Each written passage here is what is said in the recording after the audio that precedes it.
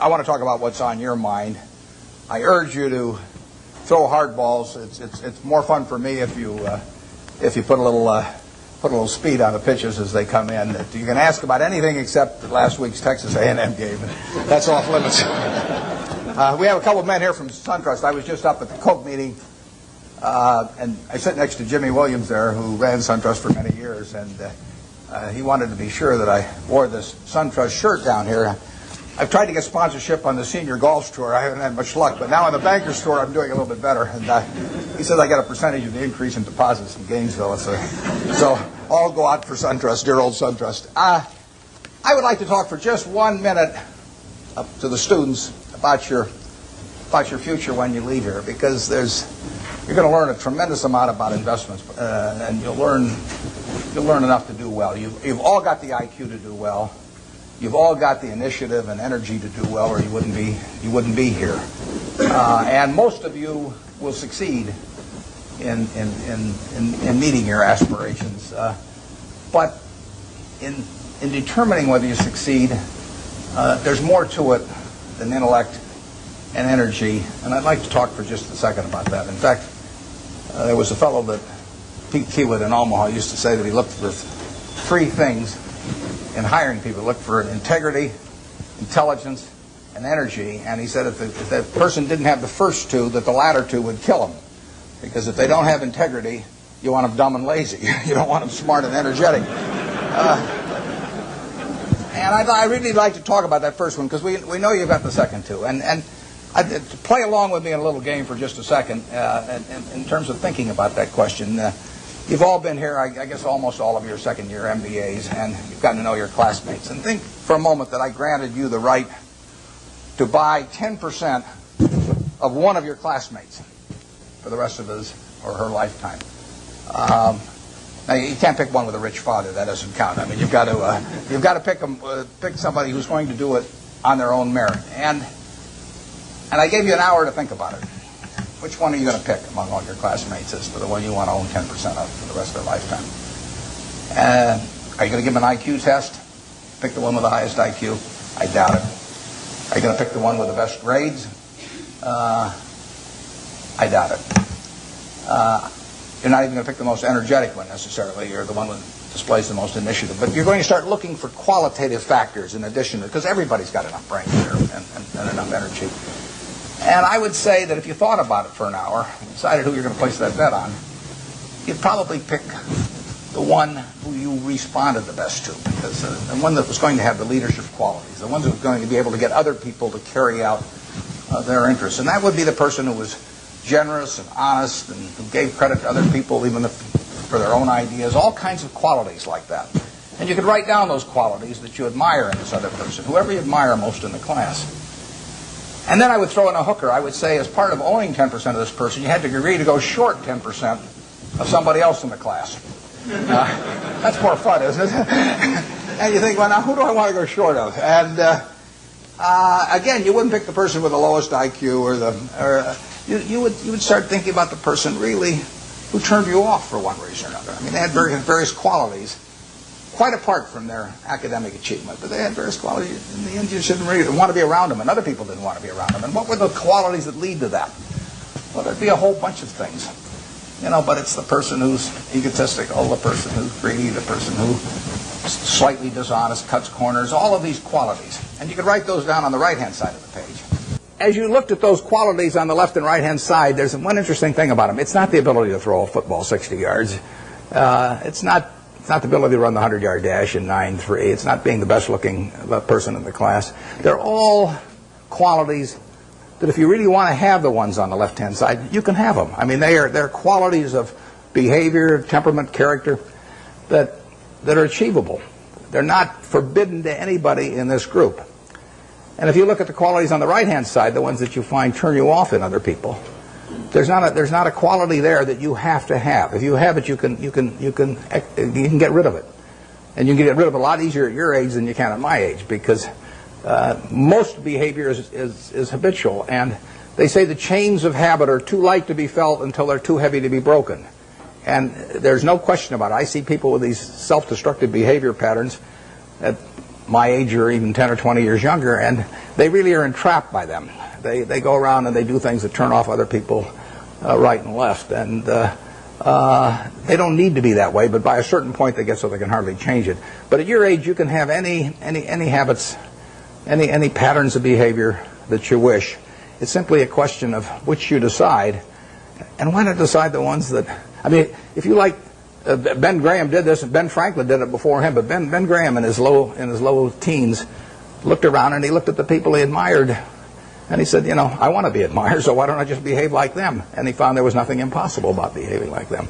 And similarly, he did the same thing on the reverse side in terms of getting rid of those qualities. So I would suggest that if you write those qualities down and think about them a little while and make them habitual, you will be the one that you want to buy 10% of when you get all through. And the beauty of it is you already own 100%. You're stuck with it, so you might as well be that person as somebody else. Well, that's a short little sermon. So let's get on to what you're interested in.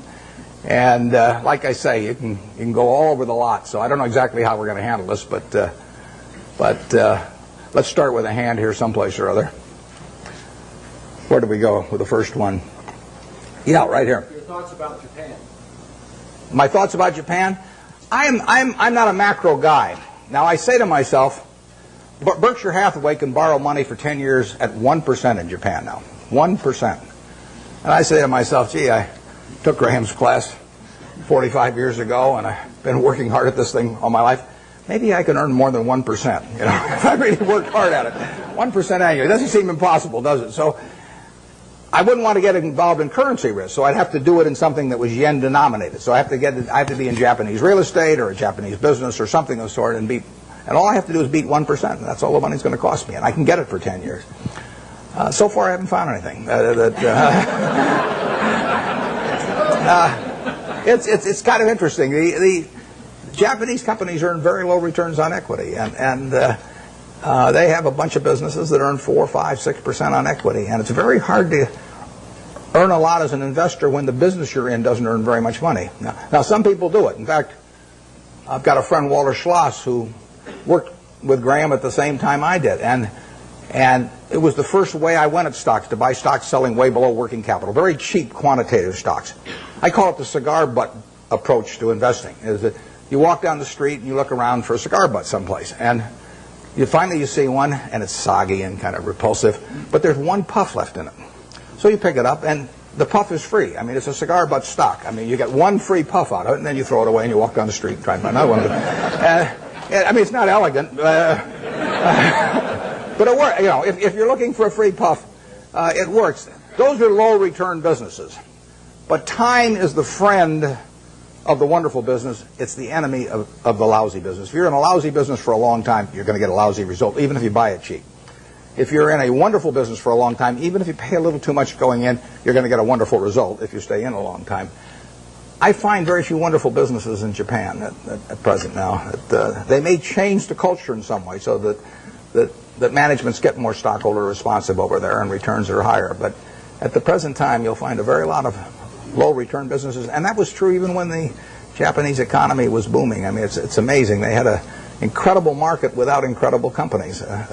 They were incredible in terms of doing a lot of business, but they weren't incredible in terms of the return on equity that they achieved. And that finally caught up with them. So we have so far done nothing there, but as long as money's 1%, I'll keep looking. I mean, yeah. You were rumored to be one of the rescue buyers of long-term capital. What was the play there? What did you see? Well, there's a story in the current Fortune magazine, one has Rupert Murdoch's picture on the cover, that tells the whole story of our involvement. It's kind of an interesting story because it's a long story, so I won't go into all the background of it, but I got the really serious call about long-term capital probably 4 weeks ago this Friday, whenever it was. It was my granddaughter. I got it in mid-afternoon, and my granddaughter was having her birthday party that evening, and then I was flying that night to Seattle to go on a 12-day trip with Gates to Alaska in a private train, all kinds of things where I was really out of communication. But I got this call on a Friday afternoon saying that things were really getting serious there. I'd had some other calls before that the article gets into a few weeks earlier. I know those people, most of them pretty well. So a lot of them were at Solomon when I was there. And the place was imploding. And the Fed was sending people up that weekend. And so between that Friday and the following Wednesday, when the New York Fed, in effect, orchestrated a rescue effort, but without any federal money involved, I was quite active, but I was having this terrible time because we were sailing up through these canyons, which held no interest for me whatsoever, in Alaska, and the captain would say, if we just steer over here, we might see some bears and whales. And I said, steer where you get a good satellite connection, because I want home. But we put in a bid on Wednesday morning.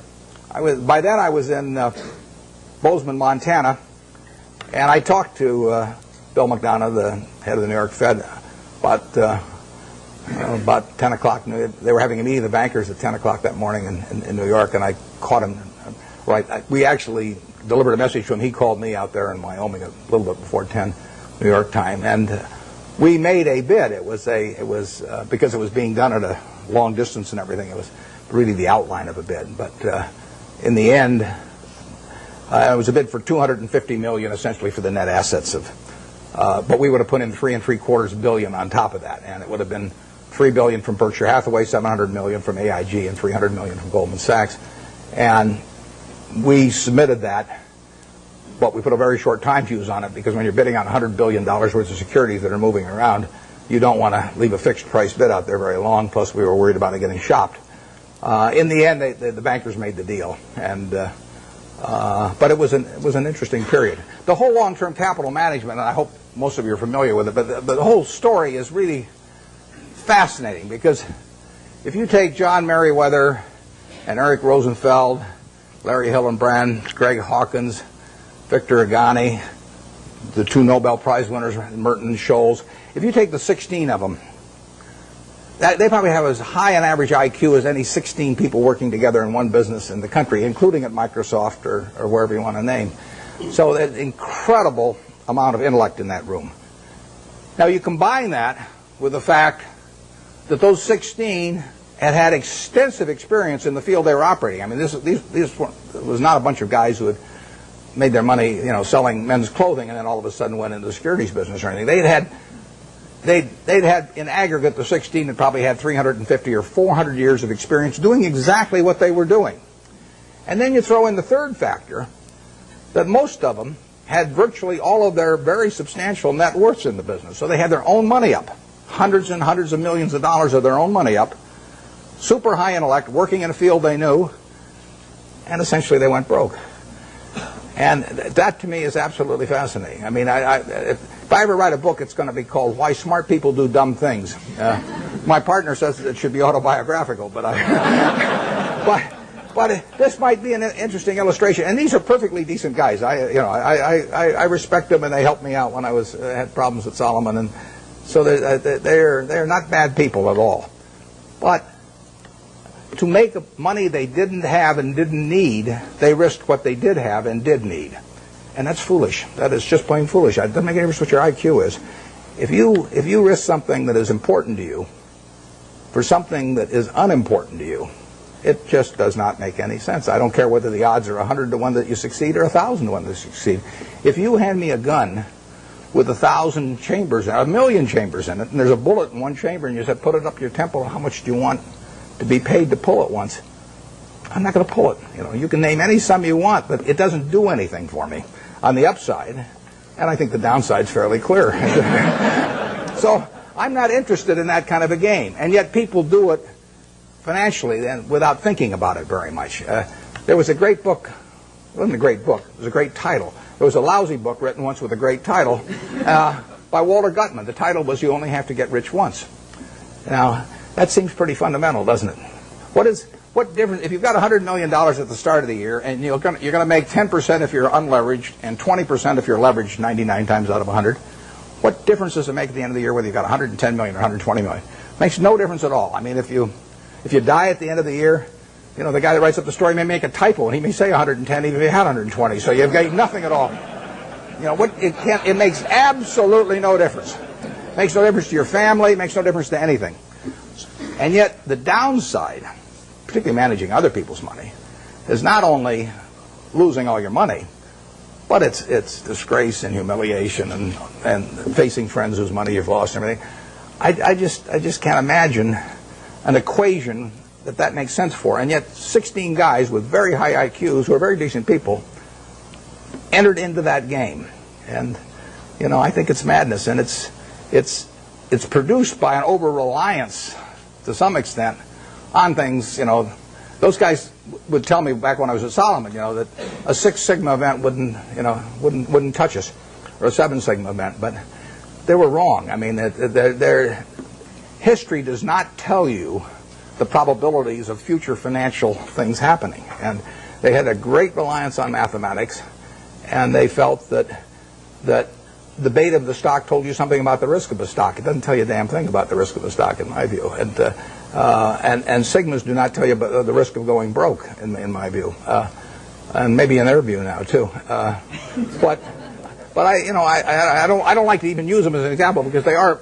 I mean, the same thing in a different way could happen to any of us, probably, where we really have a blind spot about something that's crucial because we know a whole lot about something else. It's like Henry Kaufman said the other day. He said the people who are going broke in this situation are just two types: the ones who knew nothing and the ones that knew everything. And it's sad in a way. I urge you, in anything.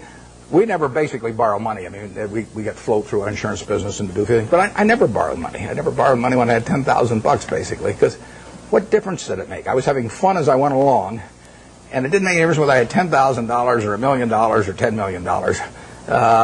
You know, except if I had a medical emergency or something had come along like that. But I was going to do the same things when I had a lot of money as when I had very little money.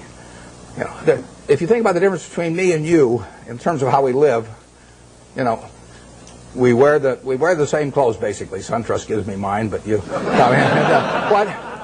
So we wear the same clothes. We eat. You know, we all have a chance to drink the juice of the gods here. But we all go to McDonald's, or better yet, Dairy Queen, and we live in a house that's warm in winter and cool in summer, and we watch Nebraska, Texas A&M on a big screen. You see it the same way I see it. We do everything. Our lives aren't that different. You know, you'll get decent medical care if something happens to you, and I'll get decent medical care. The only thing we do is we travel differently. You know, I ride around this little plane, and I love it. You know, and that takes money. But if you leave that aside, we travel differently. But other than travel, you know, I think about it. Think what can I do that you can't do? Now, I get to work in a job that I love, but I've always worked in a job I loved. I loved it when I loved it just as much when it was a big deal if I made $1,000. And I urge you to work in jobs you love. I mean, I think you're out of your mind if you keep taking jobs that you don't like because you think it'll look good on your resume. I was with a fellow at Harvard the other day who was taking me over to talk, and he was 28, and he was telling me what he'd done in life, which was terrific. And then I said, "What are you going to do next?" And he said, "Well," he said, "after I get out my MBA," he said, "I think maybe I ought to go to work for a management consulting firm because it'll look good on my resume." And I said, "Wait a second, you've been 28, you've been doing all these things. I mean, you've got a resume that's 10 times as good as anybody I've ever seen it already." I said, "If you take another job you don't like, just for," I said, "Isn't that a little like saving up sex for your old age? You know, I mean, there comes a time when you ought to just start doing what, you know, you ever got." So, I think I got the point across to him. But you ought to take a job. When you get out here, take a job you love. Don't take a job that, you know, you think is going to look good on your resume. Take a job you love. You may change it later on, but you'll jump out of bed in the morning. I mean, when I got out of Columbia, the first thing I tried to go to work for Graham immediately. I offered to go to work for him for nothing. He said I was overpriced. But I kept pestering him. I went out to Omaha and I sold securities for 3 years, and I kept writing him and giving him ideas and doing all these things. Finally, I went to work for him for a couple of years, and it was a great experience. But I always really worked in a job. I worked in a job that I loved doing. And you should really take a job that if you were independently wealthy you would take. That's the job to take, because that's the one that you're going to have great fun in. You'll learn something. You'll be excited about it, and you can't miss. You may go do something else later on, but you'll get way more out of it. And I don't care what the starting salary is or anything of the sort. I don't know how I got off on that, but there I am. So I do think that if you think you're going to be a lot happier if you've got 2X instead of X, you're probably making a mistake. I mean, you ought to find something you like that works with that, and you'll get in trouble if you think that making 10x or 20x is the answer to everything in life, because then you will do things like borrow money when you shouldn't, or maybe cut corners on things that your employer wants you to cut corners on. Or it just doesn't make any sense. You won't like it when you look back on it. Yeah. Would you talk to the students about the companies that you like? I don't mean names. I mean what makes the company something that you like. I like businesses I can understand. We'll start with that. That narrows it down about 90%. I mean, there's all kinds of things I don't understand, but fortunately, there's enough I do understand. And you got this big, wide world out there. Almost every company's publicly owned, so you got all American business practically available to you. Now, to start with, doesn't make sense to go with things that you think you can understand, but you can understand some things. I can understand this. I mean, you can understand this. Anybody can understand this. I mean, this is a product that basically hasn't been changed much. They've added the cherry, but since 1886 or whatever it was, and it's a simple business. It's not an easy business. I don't want a business that's easy for competitors. So I want a business with a moat around it. I want a very valuable castle in the middle, and then I want the duke who's in charge of that castle to be honest and hardworking and able. And then I want a big moat around the castle, and that moat can be various things. The moat in a business like our auto insurance business at GEICO is low cost. I mean, people have to buy auto insurance, so everybody's going to have one auto insurance policy per car, basically, or per driver. And I can't sell them 20, but they have to buy one. What are they going to buy it on? They're going to buy it based on service and cost. Most people will assume the service is fairly identical among companies or close enough, so they're going to do it on cost. So I got to be the low-cost producer. That's my moat. To the extent my costs get further lower than the other guy, I've thrown a couple of sharks into the moat. But all the time, if you've got a wonderful castle, there are people out there who are going to try and attack it and take it away from you. And I want a castle that I can understand, but I want a castle with a moat around it. 30 years ago, Eastman Kodak's moat was just as wide as Coca-Cola's moat. I mean, if you were going to take a picture of your 6-month-old baby, and you're going to want to look at that picture 20 years from now, and you're going to want to look at it 50 years from now, and you're never going to get a chance. I mean, you're not a professional photographer so that you can evaluate what's going to look good 20 or 50 years ago. What is in your mind about that photography company is what counts, because they are promising you that the picture you take today is going to be terrific to look at 20 or 30 or 50 years from now about something that's very important to you, maybe your own child or whatever it may be. Well, Kodak had that in spades 30 years ago. They owned that. They had what I call share of mind. Forget about share of market, share of mind. They had something in everybody's mind around the country, around the world, with a little yellow box and everything, that said Kodak is the best. That's priceless. They've lost some of that. They haven't lost it all, and not due to George Fisher, who runs it. George is doing a great job. But they let that moat narrow. They let Fuji come and start narrowing the moat in various ways. They let them get into the Olympics and take away that special aspect that only Kodak was fit to photograph the Olympics. So Fuji gets there, and immediately in people's minds, Fuji becomes more at a parity with Kodak. You haven't seen that with Coke. Coke's moat is wider now than it was 30 years ago. You can't see the moat day by day, but every time the infrastructure gets built in some country that isn't yet profitable for Coke but will be 20 years from now, the moat is widening a little bit. Things are all the time changing that moat in one direction or another. 10 years from now, you can see the difference. Our managers of the businesses we run, I've got one message to them, which is to widen the moat. And we want to throw crocodiles and sharks and everything else, gators, I guess, into the moat to keep away competitors. And that comes about through service. It comes about through quality of product. It comes about through cost. It comes about sometimes through patents. It comes about through real estate location. So that's the business I'm looking for. Now, what kind of businesses am I going to find like that? Well, I'm going to find them in simple products, because I'm not going to be able to figure out what the moat's going to look like for Oracle or Lotus or Microsoft 10 years from now. I mean, Gates is the best businessman I've ever run into, and they've got a hell of a position, but I really don't know what that business is going to look like 10 years from now. And I certainly don't know what his competitors' businesses are going to look like 10 years from now. Now, I'll name one I don't own. I know what the chewing gum business is going to look like from 10 years from now. I mean, the internet is not going to change how we chew gum. And nothing much else is going to change how we chew gum. And then are there going to be lots of new products? Is it really, our spearmint and juicy fruit and all those going to evaporate? So it isn't going to happen. You give me $1 billion and tell me to go in the chewing gum business and try and make a real dent in Wrigley's, I can't do it. And that's the way I think about business. I say to myself, give me $1 billion and how much can I hurt the guy? Give me $10 billion. Give me $10 billion and how much can I hurt Coca-Cola around the world? I can't do it. Well, those are good businesses. Now give me some money and tell me to hurt somebody in some other fields and I can figure out how to do it. So I want a simple business, easy to understand, great economics now, honest and able management, and then I can see about, in a general way, where they're going to be 10 years from now. And if I can't see where they're going to be 10 years from now, I don't want to buy it.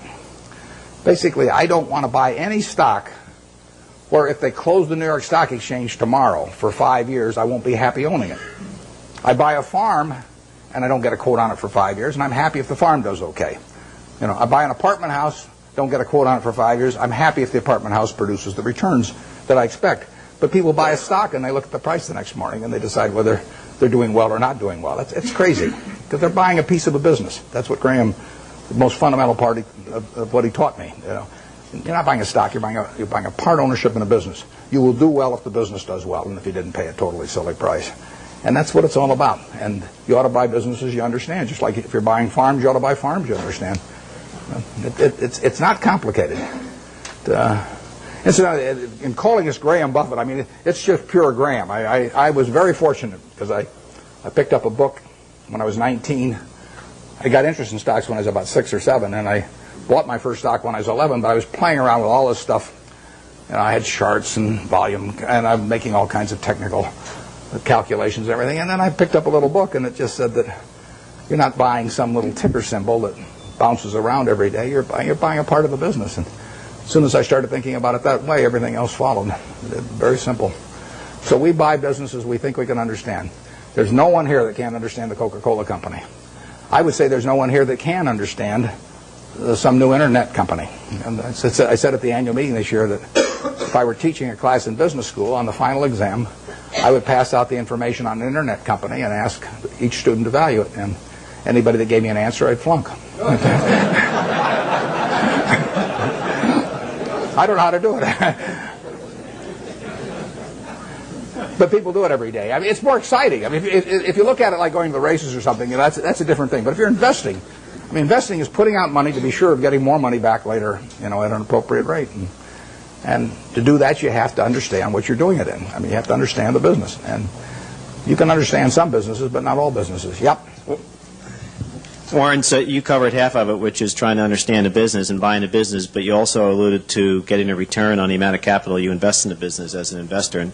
And you know, that comes back to what are you paying for the business. How do you determine, you know, what you think is a fair price to pay for the business? It's a tough thing to decide, but I don't want to buy into any business I'm not terribly sure of.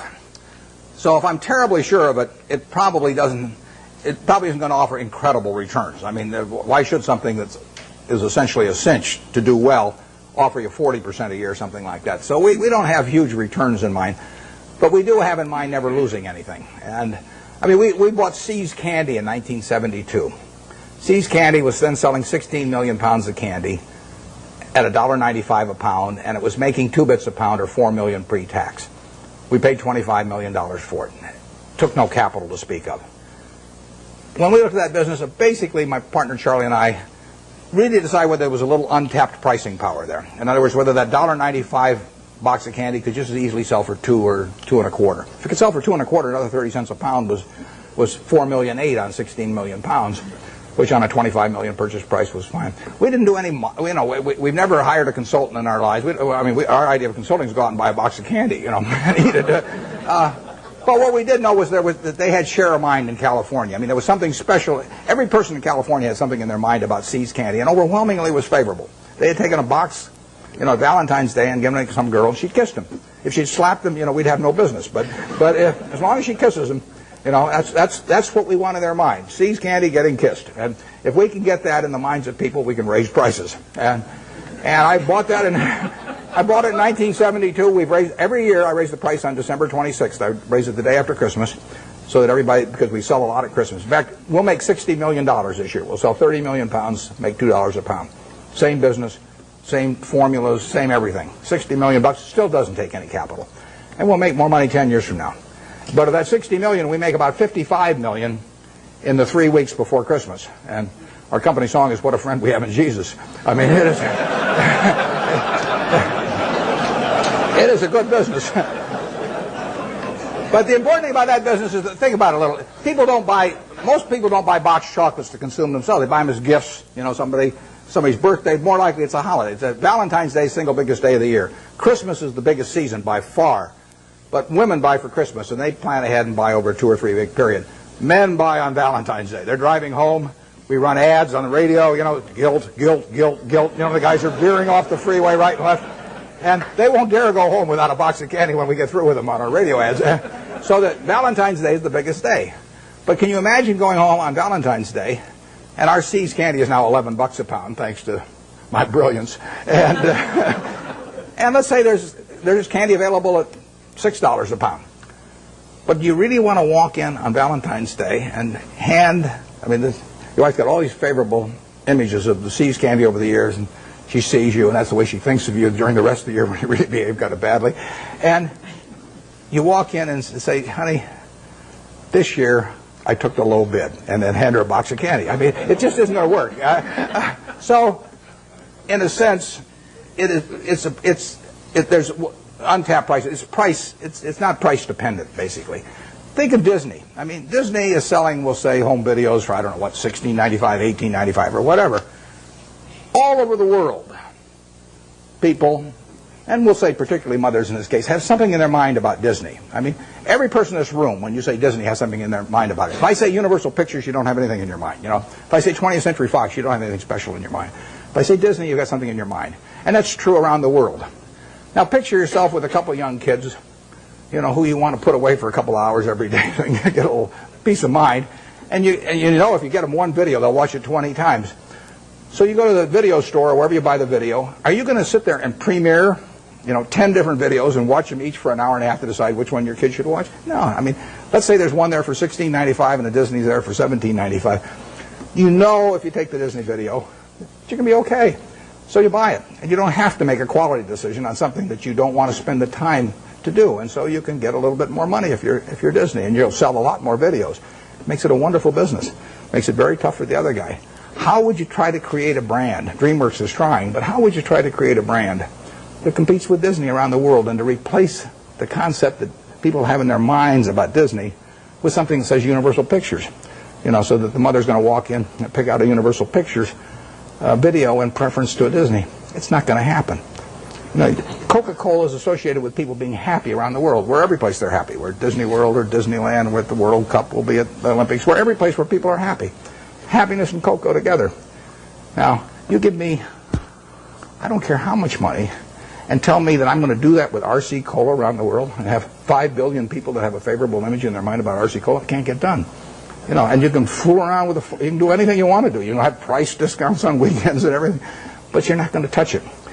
And that's what you want to have in a business. That's the moat. And you want that moat to widen. And if you're See's Candy, you want to do everything in the world to make sure that the experience, basically, of giving that gift leads to a favorable reaction. That means what's in the box. It means the person that sells it to you, because all our business is done when we're terribly busy. I mean, people come in those weeks before Christmas or on Valentine's Day, and there are long lines. So at 5 o'clock in the afternoon, some woman is selling the last person the last box of candy, and that person's been waiting in line for maybe 20 or 30 customers.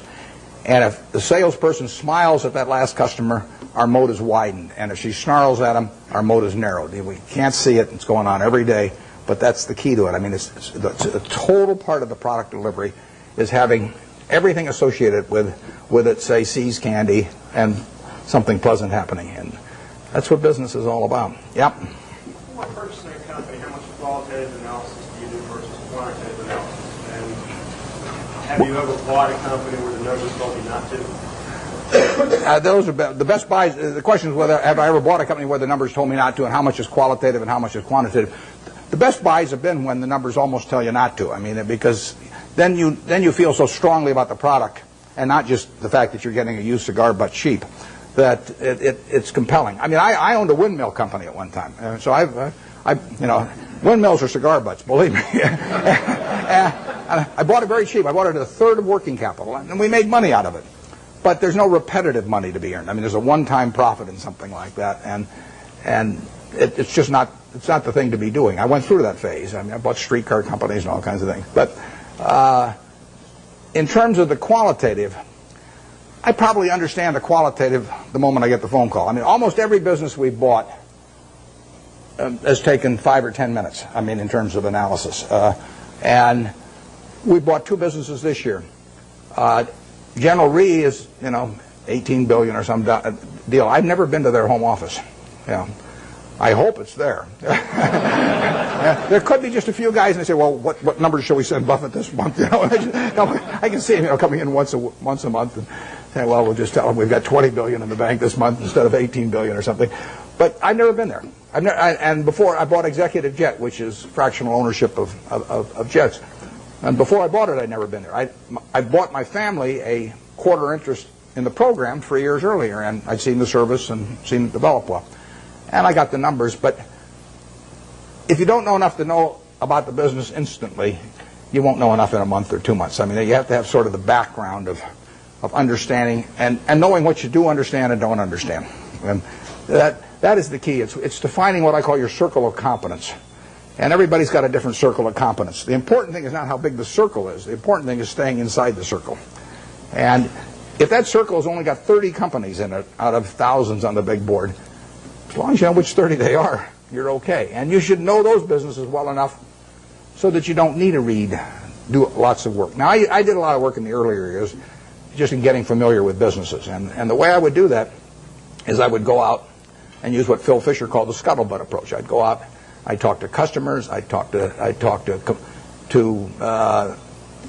maybe ex-employees in some cases, I'd talk to suppliers, everybody. Every time I'd see somebody in an industry, let's say I was interested in the coal industry, I'd go around and see every coal company, and then I'd ask every CEO, if you could only buy stock in one coal company that wasn't your own, which one would it be and why? And you piece those things together, and you learn a lot about the business after a while. And the funny thing is you get very similar answers as long as you ask about competitors. I'd say if you got a silver bullet, and you put it through the head of one competitor, which competitor and why? You'll find out who the best guy in the industry is in that case, or the one that's coming up. And there's a lot of things you can learn about a business. I've done that in the past on the businesses that I feel I could understand, so I don't have to do much of that anymore.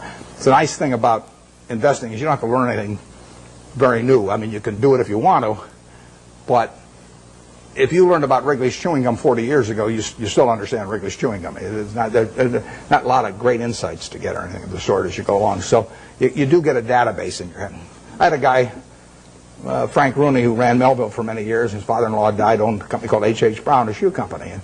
And he put it up with Goldman Sachs, but he was playing golf with a friend of mine here in Florida and mentioned to this friend. The guy said, why don't you call Warren? He called me at the end of the golf match, and in 5 minutes I basically had a deal. But I knew Frank, and I knew the kind of business. I sort of knew the basic economics of a shoe business, and so I could buy it. And quantitatively, I got to decide what the price is.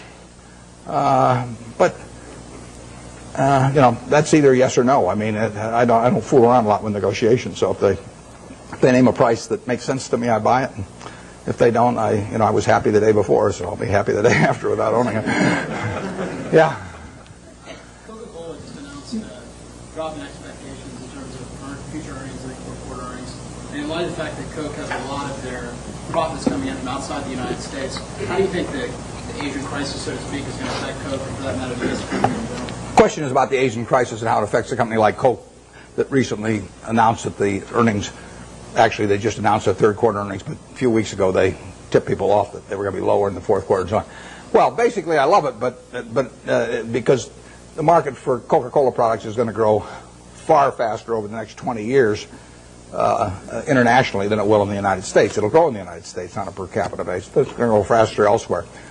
So the fact that it's going to be a tough period for, who knows, 3 months or 3 years, but it won't be tough for 20 years. I mean, people are still going to, they're going to work productively around the world, and they're going to find that this is a bargain product in terms of the portion of their working day that they have to give up in order to have one of these, or better yet, 5 of them a day, like I do. This is a product. In 1936, when I first bought 6 of those for a quarter and sold them for a nickel each, and it was in a 6.5 ounce bottle, and you paid a 2 cent deposit on the bottle. That was a 6.5 ounce bottle for a nickel at that time. It's now a 12 ounce can, which if you buy it on weekends, or if you buy it in bigger quantities, so much money doesn't go to the packaging, I mean, you essentially can buy the 12 ounces for not much more than 20 cents. So you're paying not much more than twice the per ounce price of 1936. It is a product that's gotten cheaper and cheaper and cheaper in relative to people's earning power over the years, and which people love. In 200 countries, you have the per capita use going up every year for a product that's over 100 years old, and that dominates the market. I mean, it's unbelievable. One thing that people don't understand is one thing that makes this product is worth tens and tens of billions of dollars. Is one simple fact about really all colas, but we'll call it Coca-Cola for the moment. It happens to be a name I like. Cola has no taste memory. You can drink one of these at 9 o'clock, 11 o'clock, 3 o'clock in the afternoon, 5 o'clock. The one at 5 o'clock will taste just as good to you as the one you drank early in the morning. You can't do that with cream soda, root beer, orange, grape, you name it. All of those things accumulate on you. Most foods and beverages accumulate on you. You get sick of them after a while. And if you eat, I mean, we get these people who go to work for us who seize candy, and we tell them they can eat all the candy they want. And the first day they go crazy. But after a week, they're eating about the same amount they'd eat if they were buying it, because chocolate accumulates on, everything accumulates on. There is no taste memory to cola. And that means that you get people around the world that are heavy users that'll drink 5 a day, or Diet Coke, maybe 7 or 8 a day or something of the sort. They'll never do that with other products. So you get this incredible per capita consumption. The average person in this part of the world, well, maybe a little north of here, drinks about 64 ounces of liquid a day. And you can have all 64 ounces of that be Coke, and you will not get fed up with Coke if you like it to start with, in the least. But if you do that with almost anything else, if you eat just one product all day, you'll get a little sick of it after a while. And it's a huge factor. So that today, over 1 billion 8-ounce servings of Coca-Cola products will be sold in the world. And that will grow year by year. It'll grow in every country, virtually. And it'll grow on a per capita basis. And 20 years from now, it'll grow a lot faster internationally than in the U.S. So I really like that market better, because there is more growth there over time. But it will hurt them it is hurting them in the short term right now. But that doesn't mean anything. I mean, Coca-Cola went public in, I think it was 1919. Stock sold for $40 a share. It went back before that as the Candler family, and they went back. They bought it for $2,000, the whole business. Asa Candler back in the late 1880s in a couple of purchases. So now he goes public in 1919, $40 a share. 1 year later, it's selling for $19, gone down 50% in 1 year. Now you might think that's some kind of disaster, and you might think that sugar prices increased and the bottlers were rebellious and a whole bunch of things. You could always find a few reasons why that wasn't the ideal moment to buy it. Years later, you'd have seen the Great Depression, and you'd have seen World War II, and you'd seen sugar rationing, and you'd seen thermonuclear weapons, and the whole thing. There's always a reason. But in the end, if you'd bought one share for $40 and reinvested the dividends, it'd be worth about $5 million now. And that factor so overrides anything else. I mean, if you're right about the business, you'll make a lot of money. And the timing part of it is a very tricky thing. So I don't worry about any given event if I've got a wonderful business, what it does to next year or something of the sort. Their price controls have been in this country at various times, and that's fouled up even the best of businesses. I mean, I wouldn't be able to raise the price on December 26th of See's Candy if we had price controls, and we've had them in this country. But that doesn't make it a lousy business if that happens to happen, because you're not going to have price controls forever. We had them in the early 70s. So the wonderful business. You can figure out what will happen. You can't figure out when it will happen. You don't want to focus too much on when. You want to focus on what. If you're right about what, you don't have to worry about when very much. What investment mistakes have you made, or that you feel that you made, and how have you used those lessons? The question is about my business mistakes. How much time do you have? Well, the interesting thing about the mistakes is that in investments, at least for me and for my partner Charlie Munger, the biggest mistakes have not been mistakes of of commission, they've been mistakes of omission. They're where we knew enough about the business to do something, and for one reason or another, we sat there sucking our thumbs instead of doing something. And so we've passed up things where we could have made billions and billions of dollars from things we understood. Forget about things we don't understand. In fact, I could make billions out of Microsoft. Doesn't mean anything because I never understand Microsoft. But if I can make billions out of healthcare stocks, then I should make it, and I didn't. You know, when the Clinton healthcare program was proposed and they all went in the tank, we should have made a ton of money out of that because I could understand it, and I didn't make it. I should have made a ton of money out of Fannie Mae back in the mid-'80s because I understood it and I didn't do it. Those are billion-dollar mistakes or multi-billion-dollar mistakes that generally accepted accounting principles don't pick up. The mistakes you see, I made a mistake buying U.S. Air Preferred some years ago. I mean, I had a lot of money around. I make mistakes when I get cash. Charlie tells me to go to a bar instead. You know, don't hang around the office. But I hang around the office and I got money in my pocket. I do something dumb. And it happens every time. So I bought this thing. Nobody made me buy it. I now have a 800 number I call every time I think about buying stock in an airline, and they talk me down. They say, you know, I say, well, I'm Warren, I'm an airaholic, and then the guy says, you know, keep talking, don't hang up, you know, and don't do anything rash. And finally, I get over it. But I bought it, you know, and it looked like we were going to lose all our money in that, and we came very close to losing all our money, and you can say we deserved to lose all our money. And we bought it because it was an attractive security, but it was not in an attractive business. I did the same thing with Solomon. I bought an attractive security in a business that I wouldn't have bought the equity in. So you can say that that's one form of mistake, buying something because you like the terms when you don't like the business that well. And I've done that in the past and probably do it again. The bigger mistakes, though, are the ones of omission. I did back when I had the $10,000. I put $2,000 of it into a Sinclair service station, which I lost. So my opportunity cost on that's about $6 billion right now. Fairly big mistake.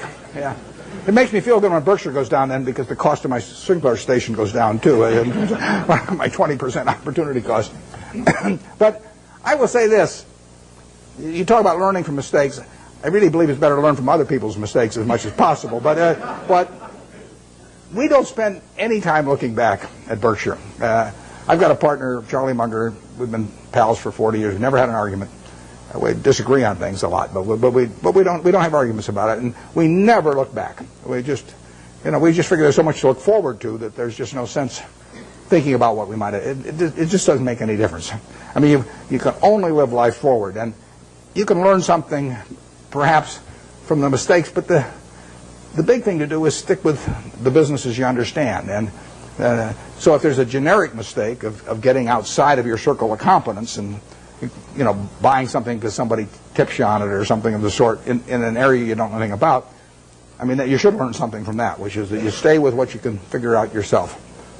I mean, you really want your decision making to be by looking in the mirror and saying to yourself, I'm buying 100 shares of General Motors at 55 because. And I mean, it's your responsibility if you're buying it, and there's got to be a reason.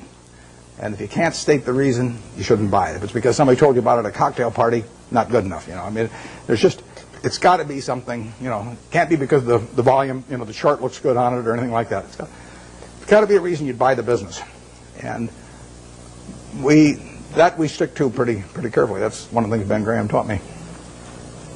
Yeah. But with the current tenuous economic situation in the world, although our economy seems to be still chugging along quite well, where are we going?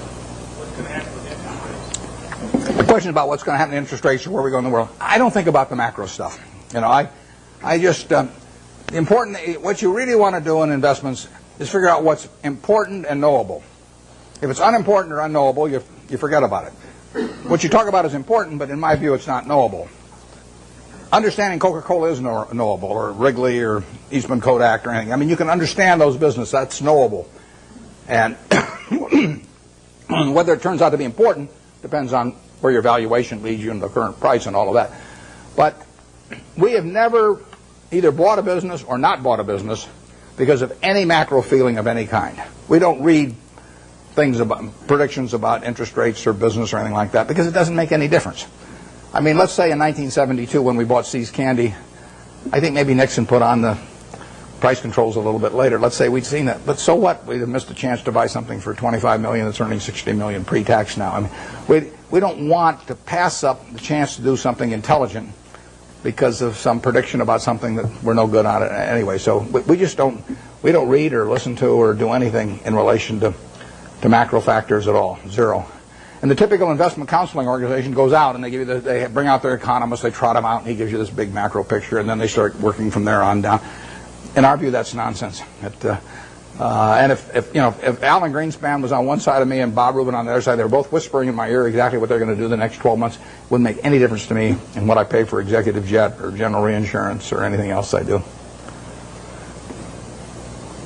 Yeah. What's the benefit of being an out-of-towner for Wall Street as an investor? Well, what's the benefit of being an out-of-towner as opposed to being in Wall Street? I worked in Wall Street for a couple of years, and I like.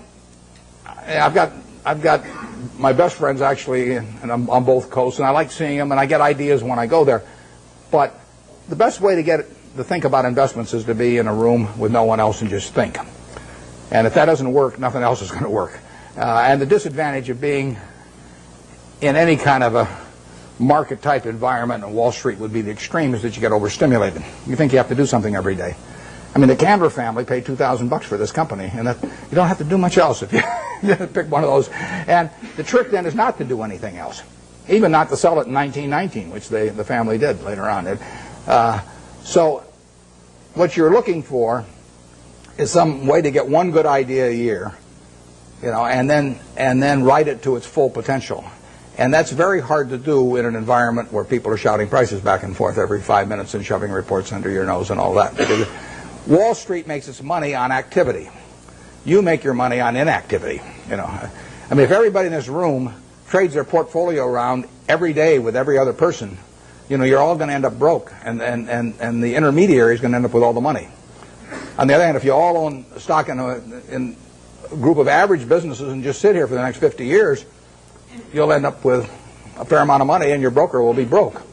So his activity he's like a doctor who gets paid on how often he gets you to change pills. I mean, basically. If he gives you one pill and it cures you the rest of your life, he's got one sale, one transaction, and that's it. But if he can convince you that changing pills every day is the way to great health, it'll be great for him and the prescriptionists, and you'll be out a lot of money, and you won't be any healthier. You'll be a lot worse off financially. So you want to stay away from any environment that stimulates activity, and Wall Street would have the effect of doing that. I used when I went out to Omaha, I'd go back about once every 6 months, and I'd go back with a whole list of things I wanted to check out one way or another, companies I wanted to see, and I would get my money's worth out of those trips. But then I'd go back to Omaha and think about it. Yeah. How should an investor evaluate owning shares of Berkshire Hathaway or Microsoft when they don't pay dividends to the investor? Yeah, well, the question with Berkshire Hathaway, the question was about evaluating Berkshire when it doesn't pay any dividends, and it won't pay any dividends either. It's a promise I can keep. All you get with Berkshire, you stick it in your safe deposit box, and then every year you go down and fondle it. You take it out and fondle it, then you put it back. And I mean, there's enormous psychic reward in that. You don't underestimate it. But the real question is whether we can keep retaining dollar bills and turning them into more than $1 at a decent rate, and that's what we try to do, and Charlie Munger and I have our money in it to do that. That's all we'll get paid for doing. We won't take any options, we won't take any salaries to speak of or anything. We'll ride around in the plane. But that's what we're trying to do. It gets harder all the time. The more money we manage, the harder it is to do that. And we would do way better percentage-wise with Berkshire if it was 1/100th the present size. But it is run for its owners, but it isn't run to give them dividends, because so far every dollar that we've earned and could have paid out, we've turned into more than $1. It's worth more than $1 to keep it, and therefore it'd be silly to pay it out. Even if everybody was tax-free that owned it, it would have been a mistake to pay dividends at Berkshire, because so far the dollar bills retained have turned into more than $1. But there's no guarantee that that happens in the future, and at some point the game runs out on that. But it is the goal I mean, that is what the business is about. Nothing else about the business do we judge ourselves by. We don't judge it by the size of its home office building or anything of the number of people working around it. We've got 12 people at headquarters. We've got 45,000 employees at Berkshire and 12 people at headquarters, 3,500 square feet. And we won't change it. So we will judge ourselves by the performance of the company. And that's the only way we'll get paid. But believe me, it's a lot harder than it used to be. One of your investments has reached its full potential. As you said earlier that you... I missed the last part of it. Reach its full potential. Well, ideally you buy in businesses where you feel that will never happen in terms of... I don't buy Coke with the idea that it's going to be out of gas in 10 years, or 15 years. There could be something happen, but I would think the chances of that are almost nil. So what we really want to do is buy businesses that we would be happy to own forever. It's the same way I feel about people who buy Berkshire. I want people to buy Berkshire that plan to hold it forever. They may not for one reason or another, but I want them at the time they buy it to think they are buying a business that they're going to own forever. And I don't say that's the only way to buy things. It's just that's the group I want to have join me because I don't want to have a changing group all the time. I measure Berkshire by how little activity there is in it. If I had a church and I was the preacher and half the congregation left every Sunday, I wouldn't say, "Oh, this is marvelous because I have all this liquidity among my members." There's terrific turnover.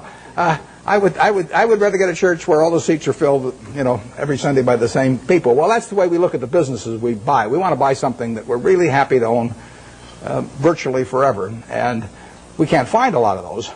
And back when I started, I had way more ideas than money, so I was just constantly having to sell what I thought was the least attractive stock in order to buy something that I just discovered that looked even cheaper. But that's not our problem really now. And so we hope we're buying businesses that we're just as happy with 5 years from now as now. And if we ever found some huge acquisition, then we'd have to sell something maybe to make that acquisition. But that would be a very pleasant problem to have. We never buy something with a price target in mind. We never buy something at 30 saying if it goes to 40 we'll sell it, or 50 or 60 or 100. We just don't do it that way any more than when we buy a private business like See's Candy for $25 million, we don't say to ourselves, if we ever got an offer of $50 million for this business, we'd sell it. That's just not the way to look at a business. The way to look at a business is this going to keep producing more and more and more money over time? And if the answer to that is yes, you don't need to ask any more questions. Those same principles in mind, what was the motivation for taking a piece of Solomon and similarly long-term capital? And how did you come up with the valuation? Well, Solomon, like I said, I went into that because it was a 9% security in 1987, September 1987. The Dow was up 35% that year. We'd sold a lot of stuff, and I had a lot of money around. It looked to me like we were never going to get a chance to do anything. So I took an attractive security form in a business I would never buy the common stock of. And I went in because of that, and I think that's generally a mistake. It worked out okay finally on that, but it's not what I should have been doing. I either should have waited, in which case I could have bought more Coca-Cola a year later or thereabouts, or I should have even bought Coke at the prices it was selling at then, even though it was selling at a pretty good price at the time. So that was a mistake. On long-term capital, we have learned other businesses that are associated with securities over the years. And, one of them is arbitrage. I've done arbitrage for 45 years, and Graham did it for probably 30 years before that. And that's a business, unfortunately, I have to be near a phone for, and I have to really run out of the office myself because it requires being more sort of market attuned, and I don't want to do that anymore. So unless a really big arbitrage situation came along that I understood, I won't be doing much of that. But I've probably been in 300 arbitrage situations at least in my life, maybe more. And it was a good business, perfectly good business. Long-term capital has a bunch of positions. They got tons of positions, but the top 10 are probably 90% of the money that's at risk. And I know something about those 10 positions. There's a few other positions we have that aren't that big because they can't get that big, but they could involve yield curve relationships or on the run, off the run governments or things like that are just things you learn over time if you're around securities markets. They're not the base of our business. Probably on average, they've accounted for a half a percentage point of our return a year, or 3/4 of a percentage point a year of our return. They're little pluses that you get for actually having just been around a long time and learning a little bit about it. Not the first arbitrage I did, but one of the first arbitrages I did involved a company where you they were offering cocoa beans in exchange for their stock. That was in 1955. And I bought the stock, turned in the stock, got warehouse certificates for cocoa beans, and they happened to be a different type. They were trading in the New York Cocoa Exchange, but there was a basis differential in my favor, and I sold them. I mean, that's just something that I was around at the time, so I learned about. Hasn't been a cocoa bean deal since. 40-odd years. I've been waiting for another cocoa bean deal. I haven't seen it, but it's there in my memory if it ever comes along. And that long-term capital is that on a big scale. Yep.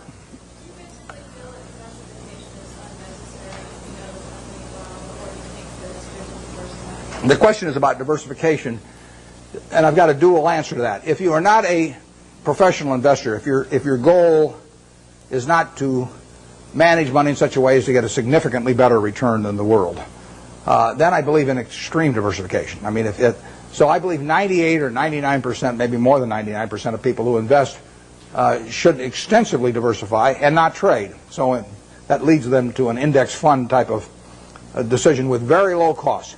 Because all they're going to do is own a part of America. And they made a decision that owning a part of America is worthwhile. I don't quarrel with that at all. That is the way they should approach it, unless they want to bring an intensity to the game to make a decision and start evaluating businesses. But once you're in the business of evaluating businesses and you decide that you're going to bring the effort and intensity and time involved to get that job done, then I think that diversification is a terrible mistake to any degree. And I got asked that question when I was at SunTrust the other day. And if you really know businesses, you probably shouldn't own more than 6 of them. I mean, if you can identify 6 wonderful businesses, that is all the diversification you need. And you're going to make a lot of money. And I will guarantee you that going into a 7th one is going to, rather than putting more money in your first one, it's got to be a terrible mistake. Very few people have gotten rich on their 7th best idea. But a lot of people have gotten rich on their best idea. So I would say that for anybody working with normal capital who really knows the businesses they've gone into, a 6 is plenty. And I'd probably have half of it in what I liked best. I don't diversify personally. I mean, and all the people I know that have done well, with the exception, well, we mentioned Walter Schloss here earlier. Walter diversifies a lot. He owns a little of everything. I call him Noah. He's got 2 of everything.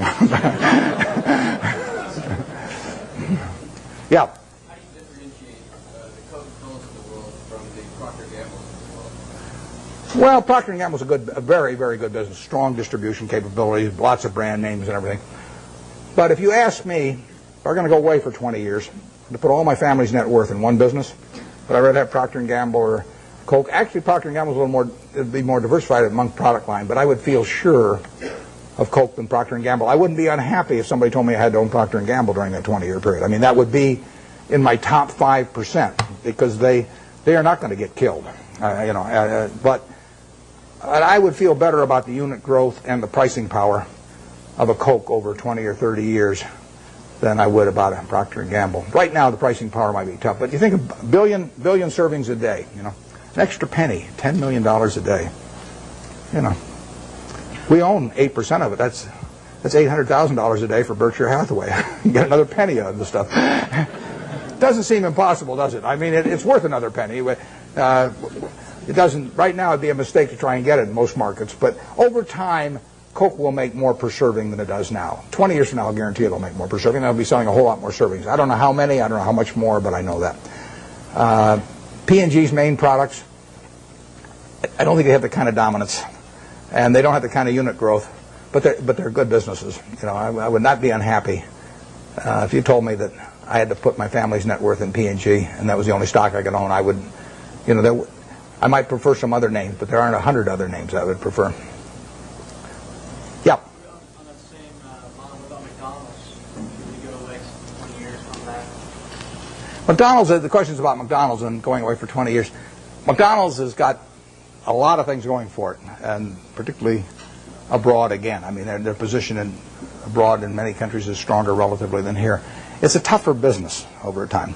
People do not want to eat, exception to the kids when they're giving away Beanie Babies or something, people do not want to eat at McDonald's every day. I mean, if people are drinking Coke today, if they drink 5 of them today, they'll probably drink 5 tomorrow.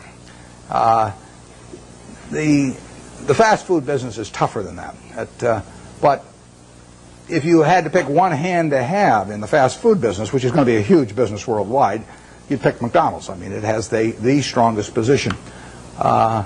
It doesn't win taste tests, with adults. I mean, it does very well with children, and it does fine with adults. But it does, I mean, it is not like it's a clear winner. And it's gotten into the game in recent years of being more price promotional, and you remember the experiment a year ago or so, and so it's gotten more dependent on that rather than just selling the product by itself. I like a product by itself sells. I feel better about Gillette if people buy the Mach 3 because they like the Mach 3 than if they get a Beanie Baby with it. I mean, so I just think it's fundamentally a stronger product if that's the case, and it probably is. We own a lot of Gillette, and you can sleep pretty well at night if you think of a couple billion men with their hair growing on their faces. You go to, it's growing all night while you sleep, and women have 2 legs. It's even better. So it beats counting sheep. And those are the kind of business. But if you think, what promotion am I going to put out there against Burger King next month? And what if they sign up Disney and I don't get Disney? And I mean, that is, I like the products that stand alone, absent promotional or price appeals. Although you can build a very good business based on that, and McDonald's is a terrific business. It's not as good a business as Coke, but there really are hardly any. It's a very good business, and if you bet on one company in that field, aside from Dairy Queen, of course, you want to bet on McDonald's. We bought Dairy Queen here a while back. That's why I'm plugging it shamelessly here. Yeah, way back there. What do I think of what? The electric utility industry. Well, I've thought about that a lot because you can put big money in it, and I've even thought of buying entire businesses. There's a fellow in Omaha actually that's done a little of that through Cal Energy, but I don't quite understand the game in terms of how it's going to develop with deregulation. I mean, I can see how it destroys a lot of value for the high-cost producer, once they're not protected by a monopoly territory. And I don't for sure see who benefits and how much. I mean, obviously the guy with very low-cost power, some guy's got hydropower, at 2 cents a kilowatt or something like that, has got a huge advantage. But how much of that he's going to get to keep and everything, or how extensively he can send that outside his natural territory, I haven't been able to figure that out so that I really think I know what the industry is going to look like in 10 years. But it is something I think about, and if I ever develop any insights, that call for action, I'll develop. I will act on it. But because I think I can understand the attractiveness of the product, and it's all of that, all the aspects of certainty, of user need, and the fact that it's a bargain and all of that. I understand. I just don't understand who's going to make the money in it 10 years from now, and that keeps me away. Yeah. Who do you think that the market is favored, the large cap blue chip stocks over the small cap stocks in the next couple of years? The question is large caps versus small caps, and why large caps overperform. I don't know the answer to that. We don't think we don't care whether companies large cap, giant cap, middle cap, small cap, micro cap. It doesn't make any difference. I mean, the only question to us is, can we understand the business? Do we like the people running it? And does it sell for a price that is attractive? From my personal standpoint, running Berkshire now, because we've got pro forma for Gen Re, I don't know what we have, maybe $75 or $80 billion to invest, and I only want to invest in about 5 things. So I'm really limited to very big companies. But if I were investing $100,000, I wouldn't care whether something was large cap or small cap or anything. I would just look for businesses I understood. Now, I think that on balance, large cap companies as businesses have done extraordinarily well the last 10 years, and way better than people anticipated they would do. I mean, you really have American business earning close to 20% on equity, and that's something nobody dreamed of, and that's being produced by very large companies in aggregate. So you've had this huge revaluation upward because of lower interest rates, and then much higher returns on capital. And if American business is really a bond, disguised bond that earns 20%, has a 20% coupon, it's much better than if it's a bond with a 13% coupon. And that's happened with big companies in recent years. Whether it's permanent or not is another question. I'm skeptical of that, but I don't. I wouldn't even think about, except for questions of how much money we run. I wouldn't even think about the size of the business. A good small See's Candy was a $25 million business when we bought it. I mean, if I could find one just like it now, even as big as we are, I'd love to buy it. It's the certainty of it that counts. Yeah, way over there. You mentioned earlier that in buying stock, almost every company is public. And one thing until the last 5 years, real estate has been primarily private. We're now seeing a great securitization of real estate. And what is your insight into the industry? Yeah, you're talking about real estate equity. There's been securitization, enormous securitization of the debt, too, of real estate. And that is one of the items right now that is really clogging up the capital markets. I mean, the mortgage-backed securities they're just not moving in commercial mortgage-backed, not residential mortgage-backed. And so that's. But I think you're directing your question at equities probably, and the equities. If you leave out, the corporate form has been a lousy way to own equities. I mean, you've interjected a corporate income tax into something that people individually have been able to own with a single tax, and by having the normal corporate form, you get a double taxation in there you really don't need with real estate, and it takes away too much of the return. REITs have, in effect, created a conduit so that you don't get the double taxation, but they also generally have fairly high operating expenses. And if you get real estate, let's just say you can buy fairly simple types of real estate on an 8% yield or thereabouts, and you take away maybe close to 1 or 1, maybe even 1.5% by the time you count stock options and everything. It's not a terribly attractive way to own it. Maybe the only way a guy with $1,000 or $5,000 can own it. But if you have $1 million or $10 million, you're better off owning the real estate properties yourself than sticking some intermediary in between that will get a sizable piece of the return for himself. So, but generally speaking, we've seen very, very little in that field that gets us excited. People sometimes get very, very confused about. They'll look at some huge land company. I'll take one that won't evoke any emotional reactions on the part of anybody, like Texas Pacific Land Trust, which has been around over 100 years, and got a couple million acres in Texas, and they'll take they'll sell 1% of their land every year, and they'll take that as applying to everything and come up with some huge value compared to the market value. But that's nonsense if you really own the property. I mean, you can't move. You can't move 50% of the properties or 20% of the properties. It's way worse than an illiquid stock. So you get these. I think you get some very silly valuations placed on a lot of real estate companies by people that don't really understand what it's like to own one and try to move large quantities of property. REITs have behaved terribly in the market this year, as you know, and it's not at all inconceivable they would become a class that would get so unpopular that they would sell at significant discounts from what you could sell the properties for.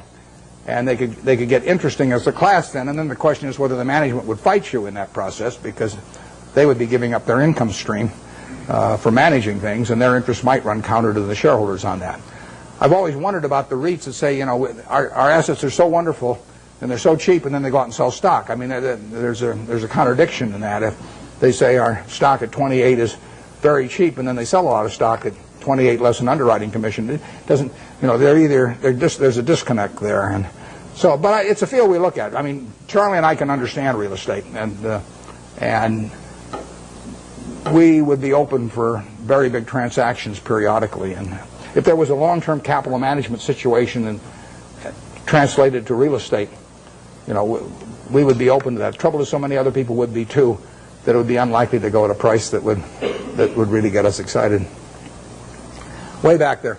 Understanding your theory that sort of a down market is good for net savers, can you sort of give us your thoughts as to where the market's going, its downward trend, and long-term profit, or long-term profit? Well, I've got no idea where the market's going to go. I prefer it going down, but I haven't.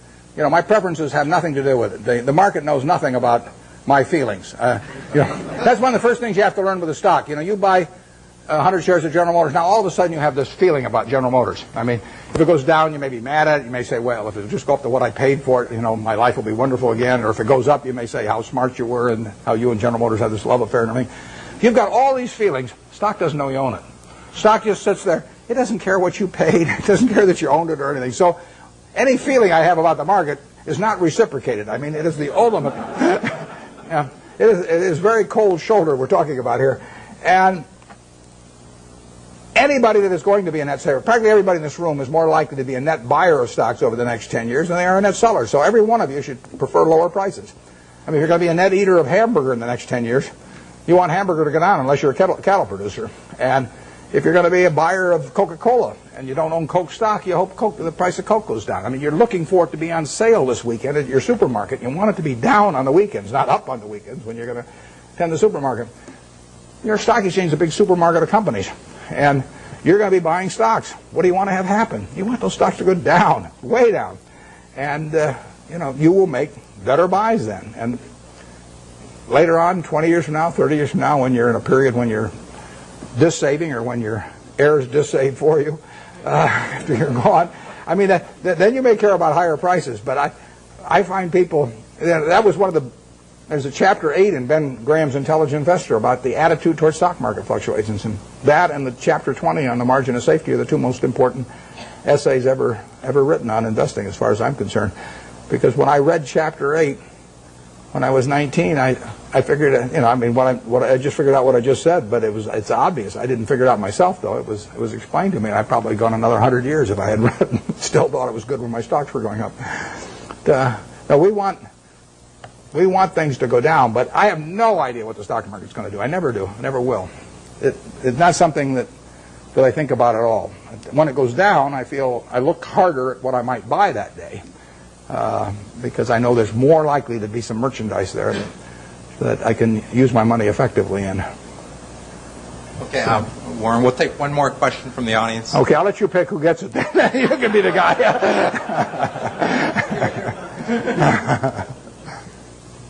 What's the question? Okay, right back there. If you live it again, study your life again, then what would you like to do to have a happier life? Yeah, I would say, and this is going to sound disgusting. The question is, what would I do if I can live over again and have a happier life? The only thing I might do is select a gene pool where people live to be 120 or something that I came from. But I've been extraordinarily lucky. I mean, I use this example. I'll take a minute or two because I think it's worth thinking about a little bit.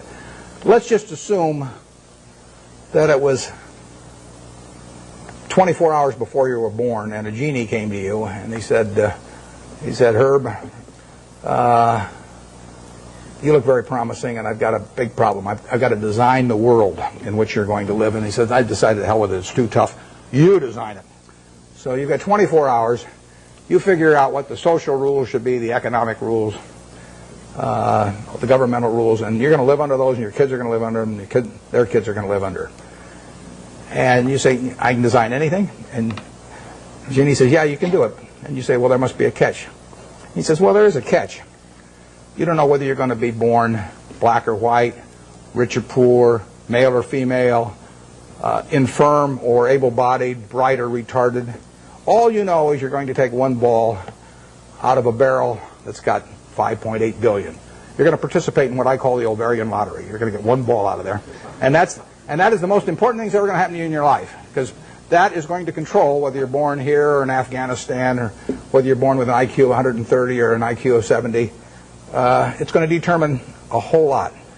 And you're going to go out of the world and you're going to have that ball. Now, what kind of a world do you want to design? Well, I think that's a good way to look at social questions, because not knowing which ball you're going to get, you're going to want a ball that you're going to want design a system that's going to produce lots of goods and services, because you're going to want people on balance to live well.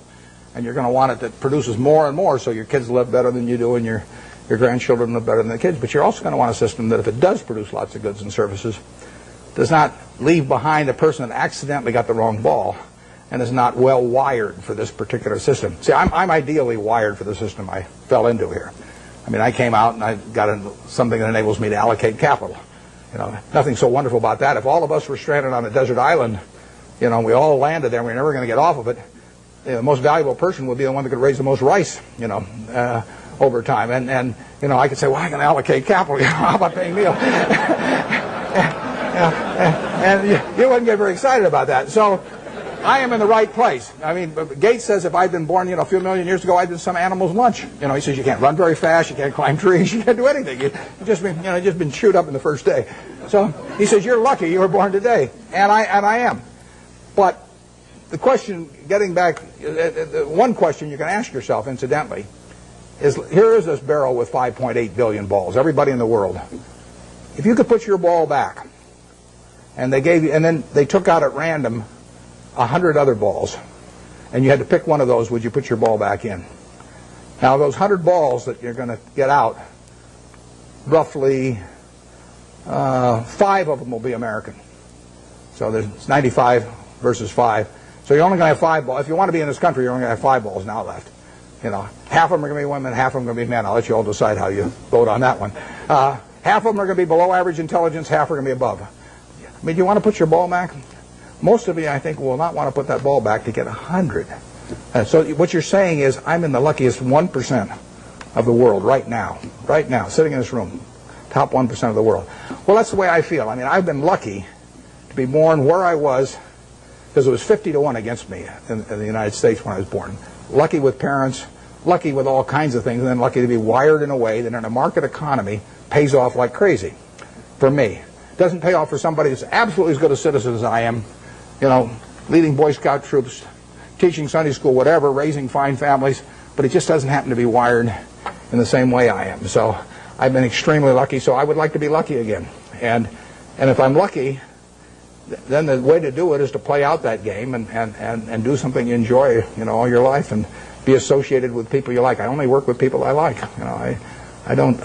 If I could make it $100 million by buying a business with some guy that caused my stomach to churn, I'd say no, because I say that's just like marrying for money, which probably isn't a very good idea in any circumstances. But if you're already rich, it's crazy, right? So I am not going to marry for money. So I would really do almost exactly what I've done, except I don't think I'd have bought the U.S. Air. Thanks.